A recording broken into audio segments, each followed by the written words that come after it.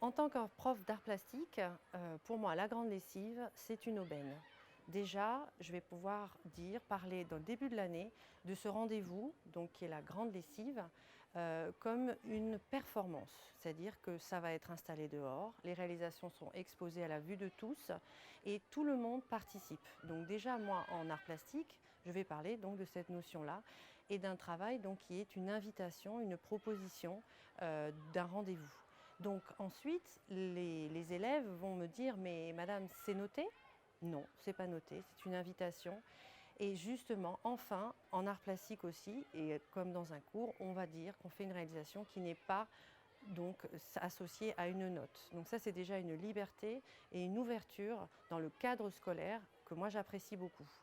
Après, il y a bien sûr un thème. Maintenant, on le sait, tous les ans, à chaque grande lessive, il y a un thème. Là, cette année, par exemple, pour le 16 octobre, c'était transparence, pas transparent, transparent, pas transparent. Et évidemment, en art plastique, c'est des notions qu'on développe. Et donc, je vais inciter les élèves en cours, ça va être un sujet, au moins 1 heure en cours, inciter les élèves à faire des recherches, à comprendre comment on peut en art plastique travailler sur des surfaces, des supports où la lumière traverse le support, où on voit à travers, que ce soit au sens figuré ou au sens propre. Il y a évidemment tout un panel de propositions possibles et d'exploitation plastique. Donc ça, moi en art plastique, évidemment, aussi, je l'utilise, ça me fait une dynamique de cours et ensuite je sais que ça, il y aura des échos, des effets qui vont se retrouver à l'occasion de la grande lessive.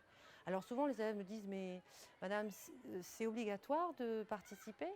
Et j'ai envie de leur dire: «Mais c'est l'occasion justement de participer à une proposition qui est entièrement libre, qui est une invitation» et ça justement, c'est renverser un peu la vapeur et de donner aux élèves la possibilité d'être dans une dynamique positive, de plaisir, de dire: «Bah, cette fois-ci, je peux accrocher, ma production, j'ai une pince à linge, j'ai un support». Alors on sait que c'est le A4, donc on travaille sur ce format-là, mais ensuite c'est vrai que tout est possible. Donc ça, je renverse vraiment cette situation.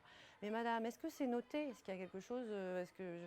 Eh ben non, c'est pas noté et ça aussi, en art plastique, dire qu'on réalise quelque chose sans qu'il y ait une note derrière, eh ben ouf, c'est aussi vraiment un appel d'air et une ouverture et ça vraiment je le développe, j'ai vraiment, envie que ça se travaille.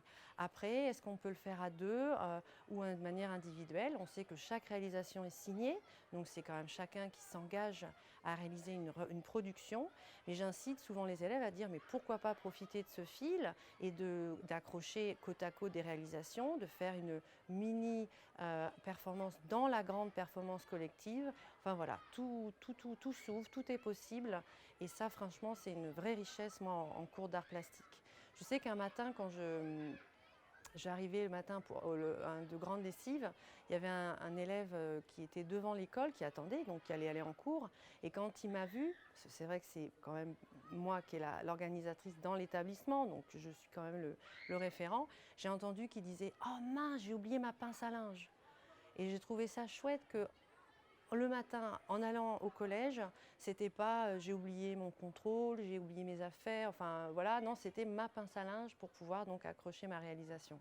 Alors bien sûr, en tant que prof d'art plastique, moi j'avais mon stock de pinces à linge, donc il y a des petits détails techniques comme ça à prévoir, mais je trouve ça donc ces petits moments magiques et puis les regards croisés, les surprises, de découvrir donc des élèves observer, jouer avec, les réalisations, se mettre devant, derrière, trouver, donc des angles de vue différents, découvrir des réalisations des professeurs aussi, des collègues, qui ont, voilà des propositions aussi souvent, vraiment variées et très riches.